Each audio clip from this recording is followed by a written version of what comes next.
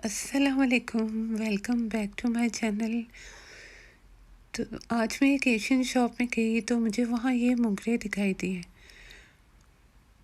मैंने कीमा बनाना था तो मैंने सोचा चले इनको कीमे में शामिल कर दिया जाए। वैसे आमतौर पे मैं कीमा खाली ही बनाती हूँ और इसमें खड़े मसाले भी डालती हूँ। बहुत चटपटा बनता है, इसको उबले चावलों के साथ हम खाते हैं। लेकिन ये दिखाई दिए तो मैंने सोचा चलो इनको मिक्स करके कीमे के साथ बनाया जाए। तो फिर सारी चीज़ें मैंने तैयार करके रख ली हैं।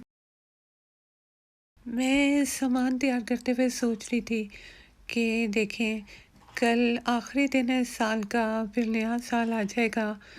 वक्त कितनी तेज़ी से गुजर जाता है और गया वक्त कभी वापस नहीं आ सकता, लेकिन अपनी यादें छोड़ जाता है, अच्छी या बुरी यादें। तो मेरी भी बहुत सारी यादें वाबस्ता हैं, ख़ास तौर पे सर्दियों के मौसम से, दिसंबर के महीने से। दिसंबर का महीना मुझे अच्छा भी लगता है और मैं इसमें उदास भी हो जाती हूँ। अच्छा इसलिए लगता है कि इसी महीने में मैं पैदा हुई थी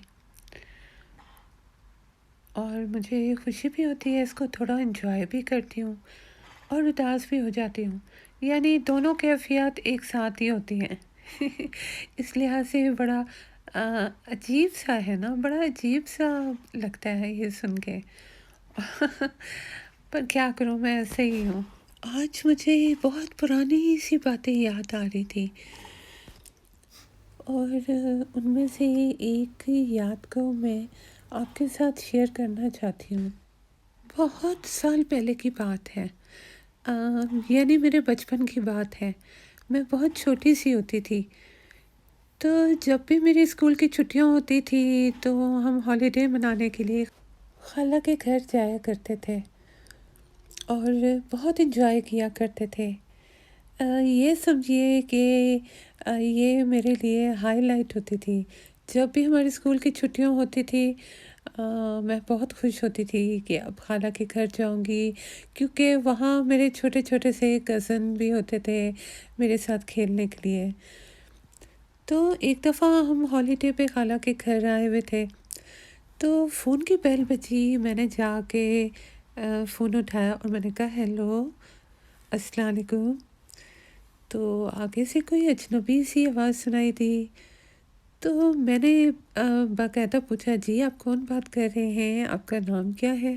अब पता नहीं मैं किस स्टाइल से बोली कि अ, आगे जो फ़ोन पे शख्स था उसने बड़ा सा कहका मारा और उसने कहा, ये आपका ताल्लुक क्या हैदराबादी, आप हैदराबादी हैं, हैदराबाद दक्खन से आपका ताल्लुक है, क्योंकि आप इतनी अच्छी उर्दू बोल रही हैं, बिल्कुल हैदराबादी स्टाइल की।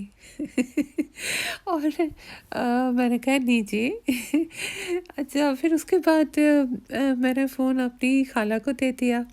तो पता चला वो खाला के कज़न हैं और हॉलैंड से वो आए हुए थे, पाकिस्तान, कराची।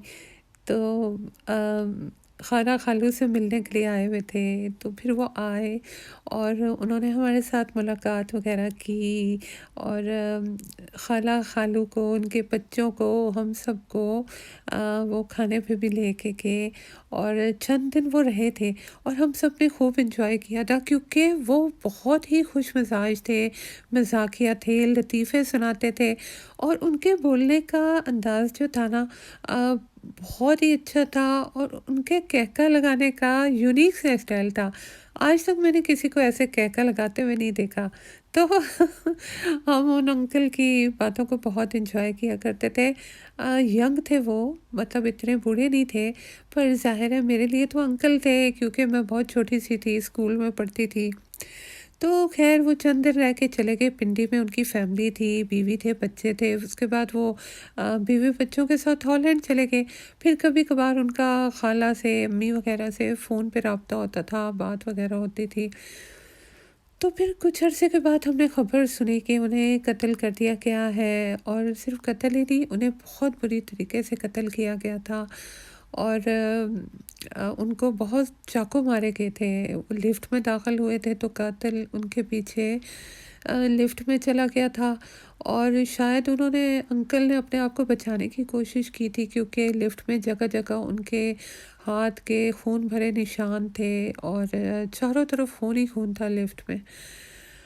और ये बड़ी दर्दनाक खबर थी और हमें तो यकीन ही नहीं आ रहा था कि जो शख्स इतना हंसी मजाक करने वाला था, ज़िंदगी से भरपूर था और कहके लगाता रहता था, उसके साथ ऐसा होगा कोई सोच भी नहीं सकता था। जब हमारी मुलाकात हुई थी उनसे, तो उनके छोटे छोटे बच्चे थे, यंग वाइफ थी। तो बस ये याद मुझे रह गई है, क्योंकि उनसे भी सर्दियों में मुलाकात हुई थी और मेरी तो वो आखिरी मुलाकात साबित हुई थी, क्योंकि हम तो ज़ाहिर है यूके में होते थे और वो हॉलैंड में रहते थे। वो पाकिस्तान आए थे, तो हम लोगों से मिलने के लिए वो कराची आ गए थे। तो फिर उसके बाद तो बाकायदा मुलाकात नहीं हो सकी थी। उसके कुछ ही अरसे बाद फिर उनकी डेथ हो गई थी और फिर उनके कातलों का भी कुछ पता नहीं चल सका था कि किसने उनको मर्डर किया है। तो अभी जब याद आती है तो हम इस बारे में ज़िक्र करते हैं कि देखें कितना बुरा हुआ उनके साथ, और हमने कभी सोचा भी नहीं था कि उनके साथ ऐसा होगा। तो भाई ये ज़िंदगी ऐसी ही है, कब क्या हो जाए किसी के साथ कुछ पता नहीं चलता। इसीलिए मेरी आपको यही एडवाइस है कि अपनी ज़िंदगी को एंजॉय कीजिए, हर पल को एंजॉय कीजिए, खुश खुश रहिए और अपनों की कदर कीजिए। क्या पता कल क्या हो, और जो आज आपके पास है वो कल हो ना हो। तो फिर आज की मेरी वीडियो बस यहीं तक थी। दुआओं में याद रखिएगा। इंशाल्लाह ताला फिर जल्दी मुलाकात होगी। फ़िलहाल के लिए मेरी तरफ से अल्लाह हाफ़िज़।